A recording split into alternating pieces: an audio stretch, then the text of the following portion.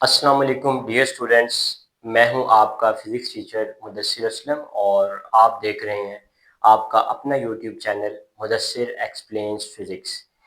तो dear students, जैसा कि आपको पता है कि हम न्यू बुक जो चल रही है नाइन्थ फिज़िक्स की, उसके अकॉर्डिंग एक लेक्चर सीरीज लेकर चल रहे हैं जिसमें हमारा जो चैप्टर चल रहा है वो है चैप्टर नंबर 2 और उसका जो 2 टॉपिक्स हैं वो हम कवर कर चुके हैं। अभी हमारा जो आज का लेक्चर है उसमें हमने थर्ड टॉपिक जो है वो कवर करना है।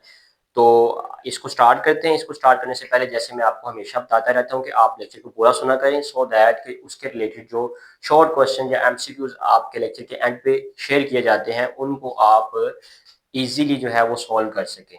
तो हम लेक्चर का आगाज करते हैं। हमारे टॉपिक का नाम है जी रिजल्टेंट वेक्टर।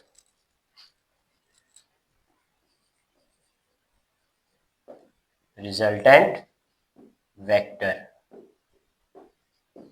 अब ये टॉपिक को डिस्कस करने से पहले मैं आपको ये बताना चाहता हूँ कि रिजल्टेंट क्या होता है। उसके लिए हम एक सिंपल सी एग्जांपल लेते हैं। अगर हम लिखते हैं जी 2+3 तो उसका आंसर क्या आता है जी 5। ठीक है। अब देखें, इन दो चीजों को ऐड करने से जो चीज मुझे आंसर में मिलती है उसको हम कहते हैं रिजल्टेंट। उसको हम क्या कहते हैं? रिजल्टेंट का नाम देते हैं। तो दो चीजों को ऐड करने से जो तीसरी चीज हमें आंसर में मिले उसे हम क्या नाम देते हैं जी? रिजल्टेंट का नाम देते हैं। अब बच्चों, ये जो हमने दो चीजें ऐड की हैं ये तो खाली नंबर है और ऐसी चीज को हम कहते हैं स्केलर। इसमें देखें कोई डायरेक्शन इन्वॉल्व नहीं है, कहीं पे भी डायरेक्शन नहीं है। तो हमने क्या किया कि दो स्केलर्स को ऐड किया और दो स्केलर्स को ऐड करके जो चीज हमें आंसर में मिली उसको हमने क्या नाम दे दिया जी? रिजल्टेंट का नाम दे दिया। अब क्योंकि हमारे टॉपिक का नाम है रिजल्टेंट वेक्टर, इसका मतलब है हमें दो वेक्टर्स को ऐड करना है। तो अब मैं एक इसको रेज करता हूं और एक दूसरी एग्जांपल आपके सामने रखता हूं जिसमें हम लोग दो वेक्टर्स को ऐड कर रहे होंगे। तो अब मैं लिखता हूं ये 2 न्यूटन प्लस 3 न्यूटन। अब देखें, ये मैं अब की बार मैं दो वेक्टर्स को ऐड कर रहा हूं। अब मुझे कैसे पता कि ये वेक्टर है? देखें, न्यूटन जो है ये फोर्स का यूनिट है। न्यूटन क्या है जी? फोर्स का यूनिट है। और फोर्स कौन सी क्वांटिटी है? वेक्टर क्वांटिटी है। तो इसका मतलब ये है कि मैं क्या कर रहा हूं, दो वेक्टर्स को ऐड कर रहा हूं। अब दो वेक्टर्स को ऐड करने से मेरे पास लेट से आंसर बनता है जी 5 न्यूटन। अब देखिए, मैंने दो वेक्टर्स को ऐड किया और दो वेक्टर्स को ऐड करके मुझे आंसर में भी क्या मिल गया? एक वेक्टर मिल गया। जो ये वेक्टर मुझे मिलेगा इस वेक्टर को हम नाम देंगे रिजल्टेंट वेक्टर का। तो अभी हमें क्या पता चला कि अगर हम दो वेक्टर्स को ऐड करें तो हमें आंसर में जो वेक्टर मिलेगा उस वेक्टर को हम कहते हैं रिजल्टेंट वेक्टर। अब बच्चे, यहां पर एक मैं आपके साथ चीज शेयर करता हूं, उसका जो आंसर है वो आपको नेक्स्ट लेक्चर में मिलेगा। लेकिन अभी के लिए जस्ट मैं आपको वो शेयर कर रहा हूं ताकि आप लोग थोड़ा सा सोच सकें कि वो क्या कॉन्सेप्ट है। तो अब लेट से मैं आपसे ये बात करता हूं कि ये जो मैंने दो वेक्टर्स को ऐड किया है 2 न्यूटन प्लस 3 न्यूटन, इसका मैंने आंसर लिखा है जी 5 न्यूटन।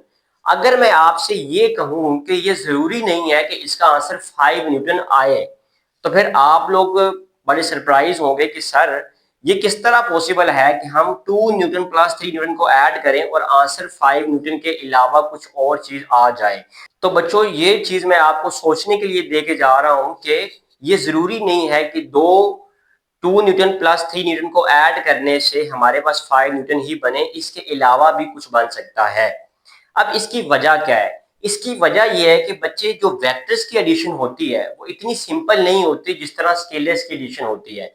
जब हमने 2+3 किया था जब हमने 2+3 किया था तो उसका तो हमें पता है कि आंसर 5 ही आना है। उसकी वजह क्या है कि उसमें कहीं पे डायरेक्शन नहीं है। जब हमारे पास सिर्फ मैग्नीट्यूड होती है, इसको हम कहते हैं कि ये क्या है? मैग्नीट्यूड है। मतलब ये क्या है? ये मिकदार है।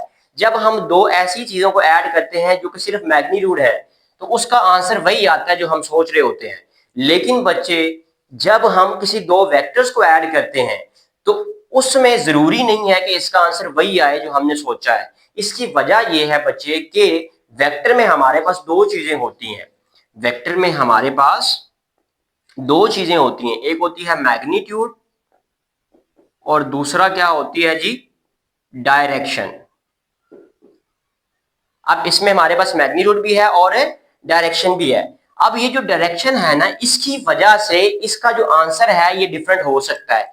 अब आप जब इसका आंसर जानने की कोशिश करेंगे तो उसके लिए आपको ये पता होना चाहिए कि जिन दो वेक्टर्स को आप ऐड कर रहे हैं, क्या उन दो वेक्टर्स की जो डायरेक्शन है वो सेम है, क्या उन दो वेक्टर्स की डायरेक्शन ऑपोजिट है, उनकी डायरेक्शन किधर को है।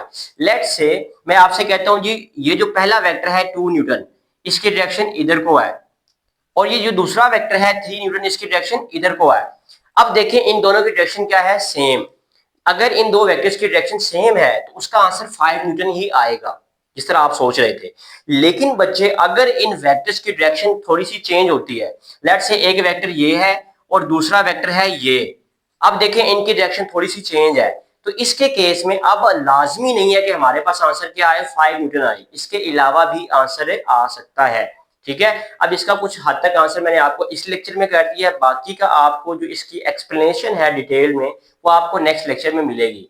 तो बच्चे ये था हमारा आज का लेक्चर, जिसमें हमने देखा कि रिजल्टेंट वेक्टर क्या होता है। तो हमें क्या पता चला कि जब हम दो वेक्टर्स को ऐड करते हैं तो उनको ऐड करने से जो तीसरा वेक्टर हमें मिलता है आंसर में, उस वेक्टर को हम नाम देते हैं रिजल्टेंट वेक्टर का। अब बच्चे हमेशा की तरह जैसे मैं आपको बताता हूँ कि लेक्चर के एंड पे हम लोग शॉर्ट क्वेश्चंस भी कवर करते हैं, कि जो टॉपिक हम कवर करते हैं उसके रिलेटेड जो शॉर्ट क्वेश्चंस है वो भी हम मार्क करते हैं, ताकि हम ये देख सकें कि बोर्ड के लिहाज से इसमें हमने क्या तैयार करना है और हमारे कॉन्सेप्ट जो है उनको हम चेक कर सकते हैं। तो अब देखिए बच्चे, मैं इसको रेज कर रहा हूं और आपके सामने वो दो क्वेश्चन लिख रहा हूं जो इस टॉपिक में से बनते हैं। अब देखें जो क्वेश्चन नंबर 1 है वो है ये, define resultant vector. Define resultant vector.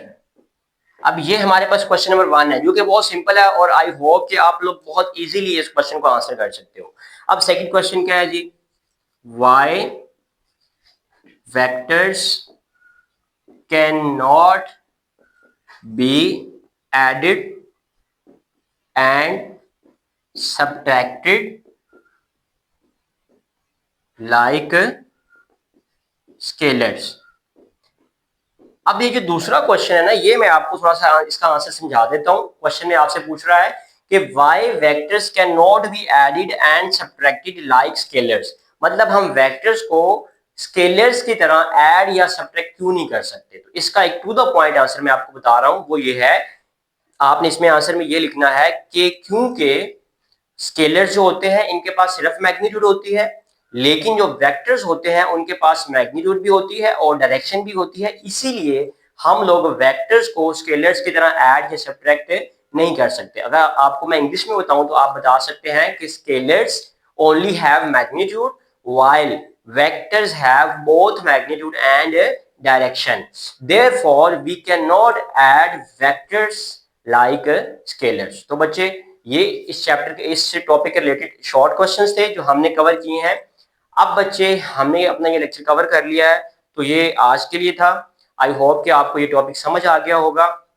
अगर आपको ये लेक्चर समझ आया है तो मेरी आपसे रिक्वेस्ट ये है कि आप मेरे इस चैनल को सब्सक्राइब कर दें और अपने फ्रेंड्स के साथ शेयर करें जिनको इस टॉपिक में क्या है, कंफ्यूजन है या डाउट है।